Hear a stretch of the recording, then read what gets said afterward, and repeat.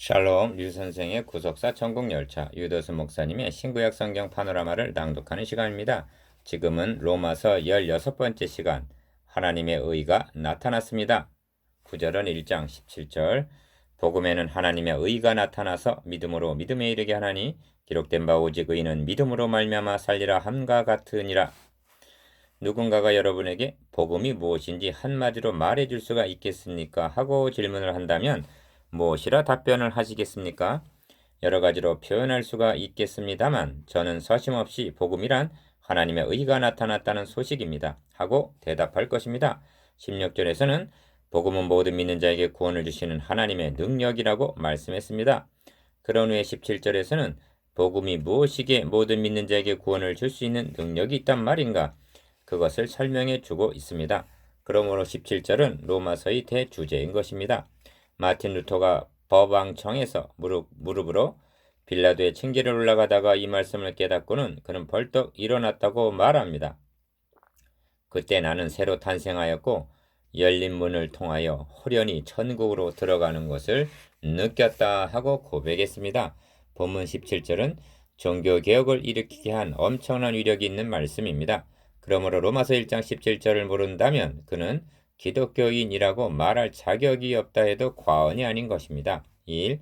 복음에는 하나님의 의가 나타나서 합니다. 17절 상반절 죄로 말미암아 하나님의 존전에서 추방을 당한 아담의 후예들에게는 두 가지 풀어야 할 숙제를 안고 있습니다. 기억, 첫째는 먹는 날에는 정령 죽으리라 하신 창세기 2장 17절 사망의 문제요. 니은 둘째는 내가 벗었으므로 두려워하여 숨었나이다 한 벌거벗음입니다. 창세기 3장 10절 디귿 그런데 본문 17절은 복음에는 하나님의 의가 나타나서 즉 벌거벗은 수치를 가려주시기 위해서 하나님의 의가 나타났다는 것과 오직 의는 믿음으로 말미암아 살리라 하고 사는 길이 있다 하고 두 가지 숙제에 대한 해답을 제공해주고 있는 것입니다. 이 벌거벗음부터 생각해 보도록 하겠습니다.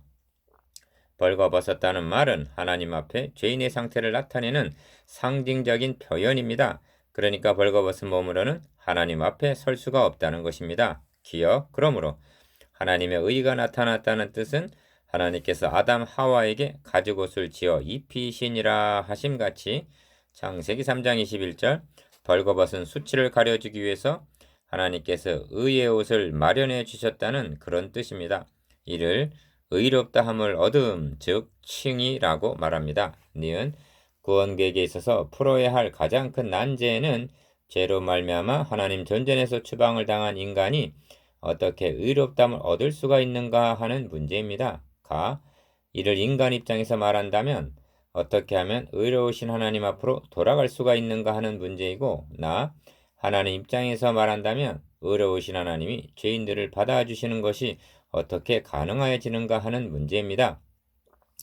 한마디로 하나님과 단절된 관계가 어떻게 회복될 수가 있는가 하는 문제에 대한 해답인 것입니다. 3. 그런데 성경은 율법의 행위로 그의 앞에 의롭다 하심을 얻을 육체가 없나니 하고 단언을 합니다. 3장 20절 즉 인간의 자력으로는 불가능하다는 말씀입니다. 기억 갈라디아서 3장 11절에서도 또 하나님 앞에서 아무나 율법으로 말미암아 의롭게 되지 못할 것이 분명하니 합니다. 그렇다면 방법은 오직 하나 하나님께서 행해 주시는 길이 있을 뿐입니다. 그러므로 율법이 할 수 없는 그것을 하나님은 하시나니 8장 3절 이제는 율법 위에 하나님의 한 의가 나타났으니 하고 말씀하는 것입니다. 3장 21절 그래서 복음이란 하나님의 의가 나타났다는 소식이라고 말씀한 것입니다. 4. 다음은 죄로 말미암아 사망이 왔나니 한 3장 5장 12절 사망 문제입니다. 기억 성경이 말씀하는 죽음은 분리를 가리키는데 하나님과 분리되는 영적 죽음과 몸과 영이 분리되는 육신의 죽음과 최후 심판 후에 있게 될 영원한 분리 즉 멸망입니다. 5. 갈라디아서 3장 11절에서 12절까지 안에는 두 가지 살 수 있는 길을 제시하고 있습니다. 11절은 믿음으로 살리라 말씀하고 12절에서는 행하는 자는 살리라 하고 인용하고 말씀합니다. 레위기 18장 5절 인용 기억 그러니까 하나는 믿음으로 사는 길이고 다른 하나는 행함으로 사는 길입니다. 그러나 행함으로 사는 길은 율법의 행위로는 그의 앞에 의롭다 하심을 얻을 육체가 없으니 그 길은 결국 저주로 끝날 수밖에 없다고 말씀합니다. 갈라디아서 3장 10절. 그러므로 살 수 있는 길은 오직 믿음으로 말미암는 길밖에는 없다는 것입니다. 니은 다시 말씀드리면 하나님의 의가 나타났다는 하나님의 의, 즉 복음을 믿음으로만이 살 수가 있다는 말씀이 되는 것입니다. 하나님이 행해 주셨기 때문에 하나님의 의요, 이에 대한 인간의 응답은 오직 믿음뿐입니다. 칭의와 중생은 동시에 주어지는 것입니다. 그러므로 사는 길은 믿음이라는 결론에 도달하게 됩니다. 16절에서도 모든 믿는 자에게 하고 믿음이 강조되어 있으며 17절에서도 믿음에 이르게 하나니 믿음으로 말미암아 살리라 하고 믿음이 더욱 강조되어 있습니다. 기억, 하나님의 의는 믿음으로 받으며 믿음을 통해서 믿음으로 연결되고 확장되어 나아갑니다. 그리하여 첫째는 유대인에게요 또한 헬라인에게로다. 16절 하반절, 즉 온 세계로 확장이 되어 나간다는 말씀입니다. 그러므로 믿지 아니하는 자에게는 미치지 않습니다. 연결되지 않습니다. 이상 말씀드린 것을 한마디로 요약한 것이 오직 의인은 믿음으로 말미암아 살리라 하는 말씀입니다. 니은 나는 여러분이 깜짝 놀랄 만한 기쁜 소식을 가지고 왔습니다. 하나님의 의가 나타났다는 말입니다. 누구든지 이 의를 받아 있기만 하면 하나님 앞으로 나아갈 수가 있는 하나님의 의가 나타났습니다. 값이 얼마나군요? 얼마냐고요? 값없이 거저 주시는 것입니다. 다만 믿음으로만 받을 수가 있습니다. 어서 믿음의 손을 내밀어 감사합니다 하고 받으십시오. 이것이 복음이요 하나님의 의가 나타났다는 기쁜 소식입니다. 7. 루터는 처음에 하나님의 의가 나타났다는 말씀을 하나님의 속성인 공의인 줄로 알았다는 것입니다. 그래서 그는 하나님의 공의가 나타나는 이것이 복음이라면 하나님께서 차라리 복음을 주시지 않았으면 더 좋을 뻔하였다 하고 생각했다는 것입니다. 기억, 왜냐하면 하나님의 공의가 나타난다는 것은 바로 심판을 의미하기 때문입니다.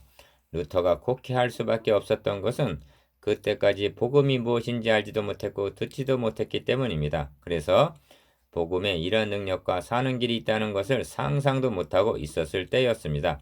훗날 루터는 확신을 가지고 말합니다. 니은 그 교회가 서 있는 교회냐 아니면 넘어지는 교회냐를 알려면 그 교회가 하나님의 칭의에 서 있느냐 여부를 알아보면 된다 하고 말했던 것입니다.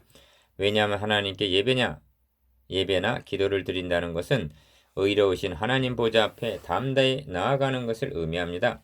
그런데 하나님의 의를 힘입음이 없이는 나아갈 수가 없기 때문입니다. 결국 하나님의 의를 모른다면 서 있는 믿음이 아니라 넘어지는 믿음이 될 수밖에 없는 것입니다. 8. 그리스도께서도 한번 죄를 위하여 죽으사 의인으로서 불의한 자를 대신하셨으니 합니다. 베드로전서 3장 18절.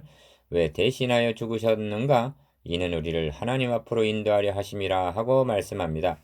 이렇게 말씀드릴 수가 있습니다. 기억, 돌아온 탕자처럼 더러운 옷을 입고 있는 나에게 주님이 말씀하시기를 그 모습으로는 하나님 앞에 나아갈 수가 없으니 어서 그 옷을 벗으라 하시고는 당신 입으셨던 옷을 나에게 입혀주십니다. 그리고 나는 너가 입고 있던 이 더러운 옷을 입고 너 대신 십자가를 지러 가니 너는 나의 이 의의 옷을 입고 하나님 앞으로 나아가거라. 그리고 하나님과 화목하여라. 그러면 하나님은 너의 아버지가 되시고 너는 하나님의 자녀가 된다. 아시겠습니까? 이것이 복음에는 하나님의 의가 나타났다는 의미입니다. 니은 이 점에서 한 말씀 부언할 것이 있습니다. 하나님께서는 공의와 칭의가 따로 있는 것이 아니라 의로우심 하나뿐이라는 점입니다. 이 의가 바로 임하게 되면 공의가 되어 심판이 시행이 되고 그리스도의 십자가를 통해서 임하게 되면 칭의가 되어 의롭다고 여겨주시는 것이 가능해지는 것입니다. 이를 요약을 하면 주님께서 우리 대신 공의를 받으심으로 우리는 칭의를 받게 되었다는 것이 됩니다. 9. 이 복음은 인기응변으로 주어진 것이 아니라 인류의 타락과 동시에 주어졌음을 잊지 마십시오. 아담 하와는 범죄한 후 그들이 벗은 수치를 무화과 잎으로 가려보려고 했습니다. 그러나 그것으로는 아담아 아담아 너가 어디 있느냐 부르실 때 하나님 앞에 설 수가 없었습니다. 하나님은 그들에게 가죽옷을 지어 입혀 주셨던 것입니다. 기억, 무화과나무 잎으로 만든 것은 아담 하와가 만든 것이었습니다. 그러나 그것은 실패로 끝났습니다. 아담 하와에게 가죽옷을 지어 입혀주기 위해서는 짐승이 희생되어야 했습니다. 죄는 아담 하와가 범했는데 죽기는 죄 없는 양이 죽은 것입니다. 이처럼 복음이 구약 시대에는 언약, 예표, 예언, 그림자 등으로 나타났으나 이제는 실체로 밝히 나타난 것입니다. 여러분도 하나님께서 마련해 주신 의의 옷을 입고 계시겠죠? 감사하십시다. 찬양하십시다. 하나님의 의가 나타났습니다 하고 자랑하십시다. 묵상해 봅시다. 1. 복음을 한마디로 요약하면 무엇이라 말할 수가 있습니까? 2. 아담의 후예가 안고 있는 두 가지 숙제가 무엇입니까? 3. 두 가지 문제에 대한 답변은 무엇입니까?